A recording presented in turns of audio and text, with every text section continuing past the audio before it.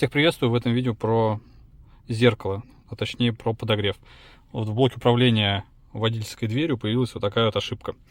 Сейчас попробую снять зеркало, посмотреть, что произошло. Теперь о том, как снимается зеркало. Тут можно отогнуть стекло в нижнее положение вот такое. Здесь подсовывать какой-то пластиковый съемник для клипс. Но также можно использовать присоску обычную. Так, крепим присоску и аккуратно вынимаем стекло. Все, стекло извлечено. Значит, что у нас тут? Клипсы, которые держатся вот за вот этот вот шарнир. И две вот подпружиненные такие штуковины. Теперь проверяем сопротивление на этих контактах.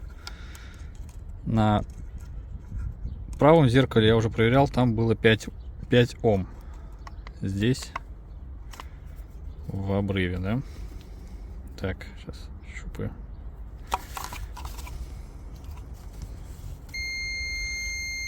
Так, контакт есть. Здесь по нулям.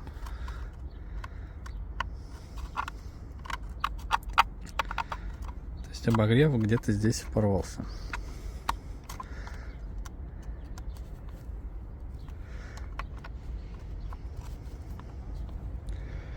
Сейчас попробую, конечно, что-нибудь тут, может быть, зачистить. Может, где-то контакт найдется. Допустим, зачистить вот до вот этих вот контактов, которые здесь идут уже тонкие. Решил просто проверить напряжение на этой клемме. Здесь зажигание сейчас даже не включено, уже показывает 12 вольт. Странно, подогрев что ли включается, когда машина даже обесточена.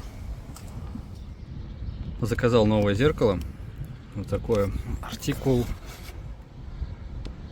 стоил в районе 1000 рублей, указано, что оно типа асферическое. Но вот если со старым, вот это старое сравнить, как дома немножко загибаются вот в этой области. В этом зеркале никакого сферичности нету, просто обычное зеркало. Вот, сравниваю визуально. Ну, конечно же, видно, что это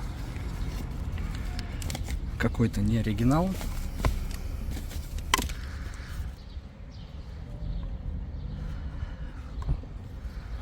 Вот литье похожее.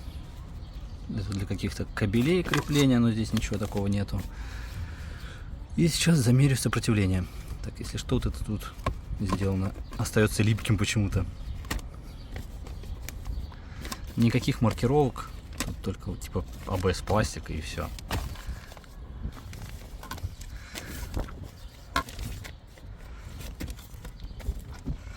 Так и визуально. Вот это старое, это новое. Измеряю сопротивление этого зеркала. 10 Ом. 10-11 Ом. Ну, иначе не в обрыве.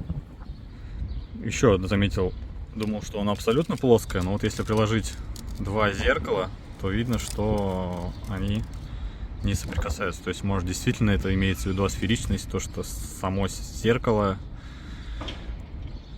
не плоское, не идеально плоское. Сейчас какую-нибудь возьму ровную поверхность, посмотрю.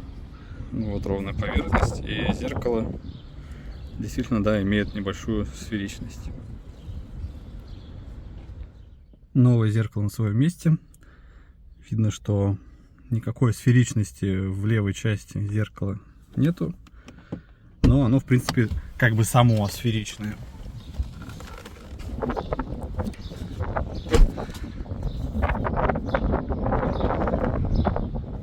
Выглядит вроде достойно, не отличается по размеру от оригинала. Короче, нормально. Ладно, на этом все. Подписывайтесь, ставьте лайки. Всем пока.